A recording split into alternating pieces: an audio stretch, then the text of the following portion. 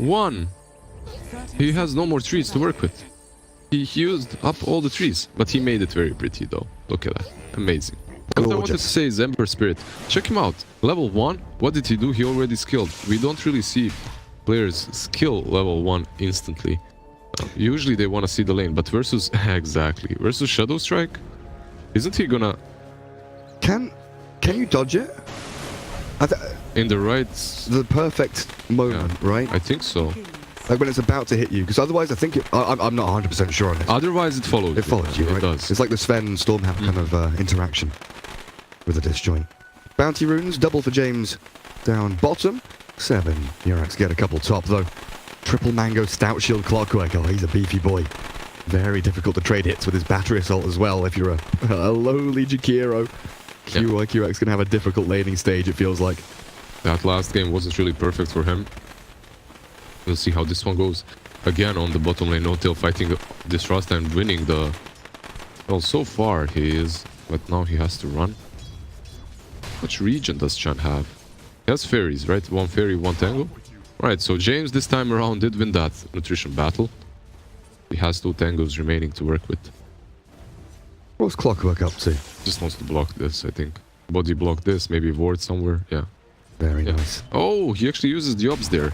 Interesting. What are you doing, Jarax? That's horrible. I mean, first and foremost, it can get devoted, and secondly, it gives you no vision, so... What do you mean no vision? Look at that. Oh my god. You can see so much, dude. This is basically TI winning ward right there. He will move in towards the Jakiro, but doesn't want to go past the Juggernaut or the Creep Wave. Down bottom, iLTW Morphling forced to Fairy Fire. Tango himself up as he's chased down by James and Chan Chan. Ether Shock level 1 causing a few problems for OG. I do want to watch mid and see how we're doing with this Sleight of Fist against the Shadow Strike though. Well, so far Queen of Pain, when it comes to CS at least, is doing quite alright. He dodged it? He did? There you go. Okay. He just times it right, and that's it. Level 2 Shadow Strike not connecting so far. Tops and God. Quite nice for them in the mid lane. Chan. Bottom though. James likely to trade back as iLTW looks to grab a kill. I mean, if you're Rasta, you're happy, but ELTW doesn't really mind getting that solo kill. Some extra experience on this lane, right? So, pretty happy about that. Well, Topson gets a sentry sent to him. An immediate D-ward. Gives him a nice little boost of gold. What is this, a bottle coming out to him now? It is. That's giving him enough money for a bottle pretty early on. Yeah, and when it comes to CS, he isn't really lagging behind the C. So, that clock. This is a lane in which he can most likely only kill Jakiro unless spin is wasted, right? So it's not very easy to mess with Jug.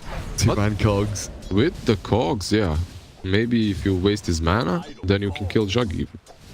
And his main goal here is to piss off these two heroes and get Seb farmed up, right? 11-2 on the track. Seb is farming incredibly well in comparison to, say, the Tide. He's just protecting him there, right? And if there's a chance to kill something, that's even better, but his main job on that offlane as position 4 clock is to protect that squishy lash.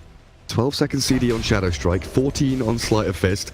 Topson didn't dodge this one. Not quite perfect. I mean, he's dodged like 5 or 6 out of the like the 7 or 8 that have come his way. You can't dodge them all. One of them is gonna hit you. Eventually, you'll get caught by one. The pull across. QYQX has to be wary. Can't stick around for too long. Gets pushed back by the cogs. Faded has a mango if he wants to get a spin going, but look at the Might have to eating. do it. Level 2 eating, but it's going to go through the spin, right? Actually, yeah. It would go through the spin, so he just runs, uses that ward. Already forcing mango. He's got very little regen left.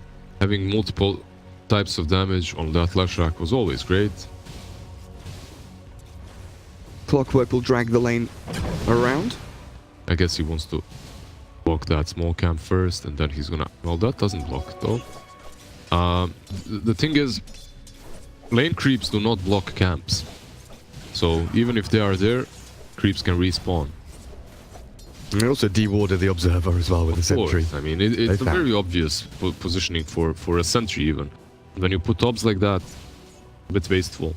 IRG has a Fairy Fire and a Blink. Topson incredibly strong showing in this mid lane until James arriving with the Ether Shock and Shackles. Thompson not quite expecting that. At the same time, they do get Jakiro, and they get Lash. 3 lanes, 3 kills. With that Ghost. We got the most important one though. James rotating mid and killing off Thompson. You can see right now that FTD, yeah, they did lose 2 instantly after the Thompson death, but the lanes are going much better for them. They're not being crushed at least. Oh, Jakiro, be careful here. Seb does output a lot of damage if you're caught alone with the Clockwork. They just don't bounties. They sure do. No Tail even taking one of them bottom. Is that 4? iLTW grabbed one of the Dyers down there as well. 4 bounties. 4 bounties at 5 minutes. This Morphling is building a Midas. I've just noticed that as well. Not really a normal build for Morphling, but alright, I agree with it. I wouldn't agree with it if it was my casual pubber doing it. But it's iLTW. Yeah, he knows what he's doing. I would flame the pubber if he did that. You absolutely would. Jan Chan, though, has really stepped just a little too far forward going towards that tier 1. This is the problem. As you can see, Clock is always on top. Well, was always on top, and because of that, Lash had no problems. He didn't die. But James, he was rotating about a bit. And because of that, this tide has already suffered quite hard on the offlane. Yeah, I mean, level-wise, we take a look at it. Quap is up at the top, level 6. Then you've got these 5, 5, 4, 3. Well, down in the dumps, FTD have some catching up to do. They're bringing Jakiro bottom to help out the Shadow Shaman, and Tide Hunter is roping around. Yeah, but Jirax is there too. They don't have mana on ELTW though, so... And yet again, it's this timing with the catapults. No Tails there, gets the Divine Favor going, and this tier 1 down to half HP already, 6 minutes in. FTD needed to bring these multiple heroes down here just to defend that tower. Notail just sticking around so far. And he's gonna resummon the Morphling, and then they're gonna go from behind, I think, on the bottom lane. Check that action out. Look, he summons him, and now they go in on the Tide again. Or Jakiro even. Jakiro is the closer target. Stuck in the middle of 3 heroes. Easy battery assault. Clockwork gathers up the kill. There is a TP on Tide, but he's not going to find himself a hidey hole to get back to Fountain with. And Clockwork with the cogs always has a cancel, just in case they need it. Uses it pretty early on, I guess. iLTW does have the adaptive strike to cancel TPs as well. Yeah, just mess around with them a little bit. Shadow Shaman trying to battle No Tail. Has a Shackles here, but he's going to get chased down. These boots on Clockwork. No Tail tanks the tower a touch, but just to get the little body block in front of James and allowing Yerax to get there with the cogs and battery assault. While on the upside, on the upside, the Juggernaut did take down Seb, and not even using that Omni Slash, he just spinned him down. So that's a nice kill for Faded. Is he doing Gatos? Yeah, he is. He sure is. For Quap, it's pretty decent. He already has to get that Fuels because of Tops and Ember Spirit, right? Datos is gonna follow it up. You use yourself, we're still gonna root you. I wonder though, in this kind of game, FTD, if they go for defensive items, it feels like potentially they're just gonna get outplayed by OG regardless. And in this Quap versus Ember Morphling scenario, do you think an Orchid early on would be... Orchid would be amazing if she could get it. If she has a good early start. Then a BKB or something instead of Fuels. That's what I'm thinking as well. Because it wouldn't need a mana region. I mean, yeah, it would be great for him, but... I often feel like this kind of itemization is kind of accepting the fact that you're going to be behind. Oh dear, that's my bad, guys. That's a T-Tors. Omni Slash and Spin. Seb gets picked off top. It's not T-Tors, we're mesmerized by Queen of Pain on mid. Yeah, sure. We can look at it that way. She has that haste to work with, so... Tops and no mana, can't really pressure her here any longer. Clockwork is rotating top though, so maybe with that Leshrac porting top, do something about it. Nah, Jirak's just gonna get farm levels. Well, tier 1 tower down bottom gone. Morphling quite easily 1v1ing the Tide. So much damage from that adaptive strike. Chan can't really withstand the pressure. I don't know if they wanted to bring 2 heroes down there to maybe find a kill. They've wandered off from the mid lane, which opens it up to a tier 1 push with, again, this Divine Favor Catapult for OG. They seem a little bit lost here, FTD. They're bringing heroes bottom, bringing heroes mid. Faded has left top lane for James to gather up some levels and try and get towards that Serpent Ward level 6. But it feels like the map is just shrinking for FTD. The area, the space they have to farm or just call their own, call their home. It's just OG with that no-tail. This is, yeah, the game is not going as great as it did in that last match. They still aren't pushing high ground like they did, but they still have the chance with the divine favor, and it's so hard to deal with the tops and Ember too. Oh, there we go. Well, what? He wanted that Queen of Pain so badly. Yeah, I guess so. Shackles, allowing the Juggernaut to grab the bounty rune. Seb turns to run. YRG arriving, but pushed to the high ground with the cogs. Nicely done. Leshrac does still die to the north. Oh, okay. Why did he stop it though? He stopped it the first time. He had him if he... Maybe he doesn't have him even if he uses it, but then you don't use it at all. Like he just used that for no reason. Indecisiveness. Yeah, it truly is. It's like with Shaker and Fissures, if you remember Shaker, because we haven't seen him in a while. Well, Juggernaut, this wasn't really what you had envisioned, was it? Still trying to go for the spin onto No-Tail, but he's got Divine Favor healing him up. It's going to take a few more hits, and with the healing ward from iLTW, as he's stolen that one, No-Tail's perfectly fine, and with the spin forward, they're looking for Faded. Can't really quite catch up to the Jug, as Chan does die down bottom alone to Seb. Every single lane has so much action, and you've got to wonder here. OG, they're putting pressure on all 3 lanes, even deep into the jungle. The communication from FTD, it must be in disarray, because they're screaming TP bot, TP top, help me here, help me mid. That's the worst part, especially if you're a support, and you just don't know where to go, who to help. FTD, they are in disarray right now, and they have to bring full numbers to just one side and try to punish them there. You can't keep on just dying across the map. Nice hook shot with the Searing Chains to combo up, and there's no blink for 3 more seconds. Thompson claims yet another life as top. Like, this is the thing, they're in the jungle fighting and pushing top tier 1. Any plans that FTD has, it's got, like you say, it's going to be a 5-man group up, push down bottom lane somehow. The reason is the fact that every time OG strikes, they strike with confidence and they know what they're doing. I'm not saying that FTD does not know what they are doing, but they fail. You know, that's the thing. Remember when Jug went for that Omni Slash? If you have that Omni Slash somewhere else, together with the Rasta, that's a kill. But you use that Omni Slash on a Catapult, a Ghost, Shen, and Morphling. Of course you're not gonna get a kill. It's a level 1 Omni, right? So, when OG... Listen, what time is it, Listen? 12 minutes? Oh. It's high ground time. There is Ravage, though. There is Ravage. Maybe they can defend it somehow. The Thompson's toying with them. Further to the south on the high ground. Yerak 7 seconds away from a hook shot. Tide just trying to zone them with the threat of that Ravage, but the tier 3 has already dropped, and FTD defending in numbers. They missed the hook shot though. Wait, tier 3 has already dropped? Thompson, he's gone in a little wide. He's going to remnant back and be just fine. iLTW trapped in the cogs. Ice Path is there, onto 2. Here we go. Where's the Ravage? Holding it. Chan trying to get into position. He's not going to launch it just yet. He wants a bigger target. Now he'll land it onto 3. Sonic Wave catches Thompson. Remnant back and away. Keeps him safe and sound as OG still cruising to victory with Seb's damage output being insane. They've taken down Jakiro and Tide, and Faded has nowhere to run. Thompson has chains, but no, there's spin soon. Oh, he's got Rasta. a remnant, but there's Rasta, Hex of the Shackles. They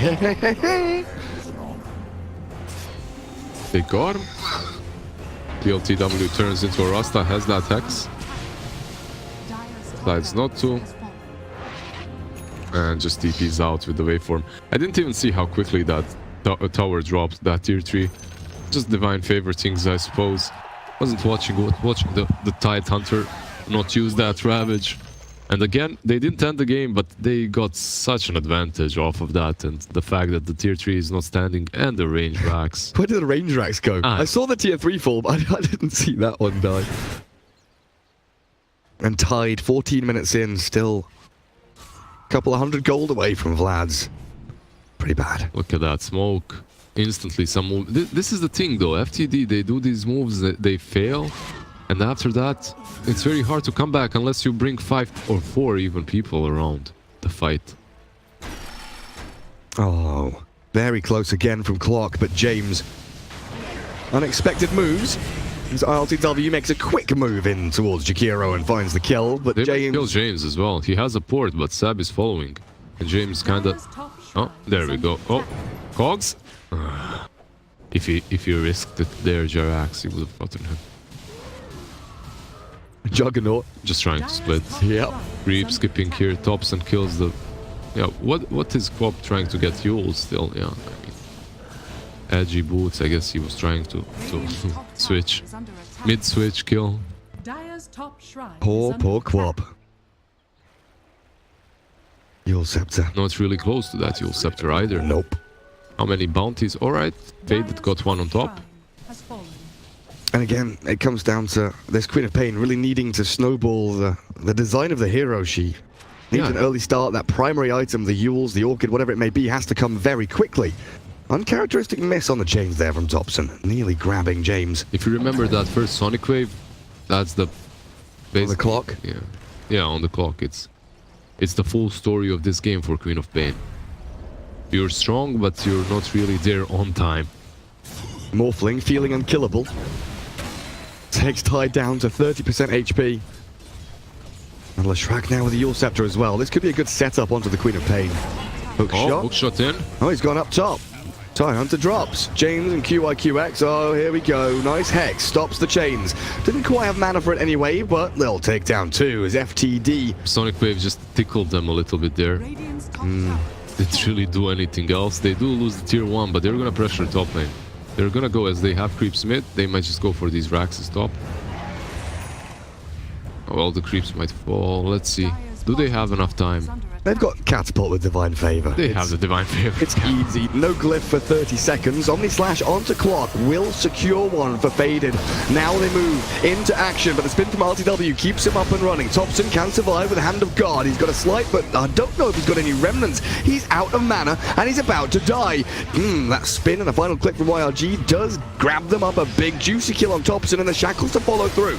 FTD defending their base with all they've got, but they're still losing this melee barracks. The catapults are doing it. Ice Path, it connected, but the damage is still coming, and there goes the full lane. OG commit.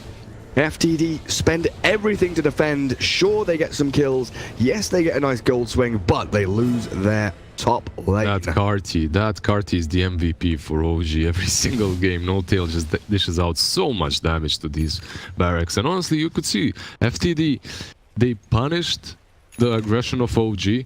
I don't think it was only FTD playing well, it was OG stepping out of their boundaries a little bit. That's what they have to do right now. You have to punish these movements. You have to get everything that OG gives to you. Here comes OG again though. Faded, forced to spin, but that's a sick Ice Path with a Macro Fire. OG just walk around it. Split Earth will connect and Quap is gone.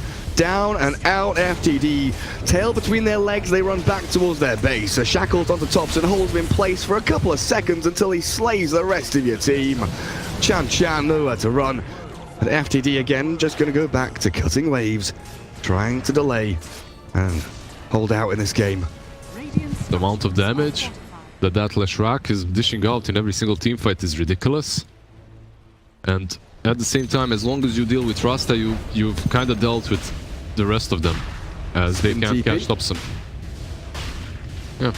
So Thompson's whole idea in these fights is catch Queen of Pain, they have no damage afterwards, then just go for Rasta. When he handles those two, everyone else is kind of simple. You can play around them, you can dodge their spells. Clock with the Glimmer. We don't have any 4-staffs yet, right? I mean, they Lads tied and have money. They're happy they have boots. Well, nearly. We're getting there. Easy ages for OG and Thompson. So now Thompson can... I mean, he's already been doing it. He can continue diving 1v5 into the backlines, like you're saying, against the Queen of Pain to catch her. But now he can do it even more freely. They've smoked up. They see the Tide. They see the Rasta as well, who's gonna break their smoke and probably die here. Oh, he's invis. Alright. No reveal, yeah. Lucky invis room for James. Unless he walks into some sentry. But Faded. Do they want to try and pop Aegis here? I mean, they can, but you have to use that Omni Slash, and the clock is nearby. They've got Sonic Wave and Ravage up to the north. Okay, Rasta might fall. Hook. There it is. Clockwork straight on top of him. There's no escape for James. Thompson there with a slight steal. He was securing the kill, man. What do you think, what are you saying? You think Thompson is the kind of a guy that steals kills? He secures. Okay, he secures. He borrowed it for a second. He borrowed it. No intent of returning. Yeah. And he's going into an Octarine core, it seems. Has drums, Maelstrom. He's pretty tanky with his build. No medallion this game around, however. He just decided he needs the damage and the tankiness, and that's about it. I like the build, actually. Just spamming out Sleight of Fist time after time after time. They're just gonna gather up again. Take those Carties that are about to spawn soon. And with those Carties, they can Divine Favor them. They don't have to commit to high ground. I think they can. They can be very aggressive on the side of OG. The problem is you're still playing versus... There are no problems, but the chance for FTD is this Ravage and perfect the 1% combo, yeah. The fear in the back of your head. What if? What about their Ravage? What about their Jakiro? Well, Thompson, he knows what about their Jakiro. Diving again, straight into the middle of 4. Hexed, Slight, dodges the Shadow Strike, kills off QYQX, who immediately buys back. iLTW into Juggernaut mode, gets the healing ward going, so he can keep pummeling these buildings. And Thompson, he is playing with his food at this moment. Remnant away, iLTW spins forward. Chan has the Ravage, but he can't throw it in just yet, with no maneuverability items. FTD can't break that front line of OG. Ember and Morphling too strong to push past. You can see how they focus these Carties instantly. Oh, Hand of God to save the catapult. Why not? Keep it alive. They are just protecting these Carties, and at the same time FTD is doing everything they can. Ice batting the... Yeah, Ember is killing us. Whatever, we don't care. Just kill the catapult. Don't let them take our buildings. Full butterfly now for iLTW. Oh yeah. There's Morphling. Very meaty. Juggernaut, what's he got? Drums, Diffu, moving into Manta with the Yasha. Quap, do we have items on her yet? Yules. Aghanim's queued up. But this game, in the next couple of minutes, really does feel like it's about to come to an end. One more flashpoint. It's just gonna go in. I think Ember just runs them down once again. Goes for that Rasta and Jakiro in the back. Forces them to Ravage. And while Chen is just destroying your Carties. Destroying your Praxis with his Carties. Cartibs. Cartibs. I just read that in chat. I stole it. Oh. I'm a monster. I see how it's stealing memes. I'm a monster. Wait, who said that? Give them a shout out. I can't because his nickname is... sad. They've already expended Sonic Wave on Thompson, who holds the Aegis and still survives. Chan has the Ravage for any further aggression from OG, which will come now, with a Rod of Atos catching Quap and spin from the Morphling. Chan again down to half health. So they focus down the melee barracks and now look for iLTW, but he got the strength morph off. And he is one tanky bastard, this Morphling. I don't know what FTD can really do to push the damage forward, because Faded, aggressively maneuvered, caught by the Yules, no longer has a spin. Now the Ravage buys him time for an Omni Slash to come out. It's onto the Clockwork and the Creep Wave low, and OG don't give a damn. In with the Rod of Atos, catch him with the stun, and GG is called. Yeah, I mean, that Omni Slash on Ravage, it looked desperate, didn't it? Because Cartibs are taking your Praxis at the same time. You have to do something, but you have no place. OG just looking way better. FTD out of their class.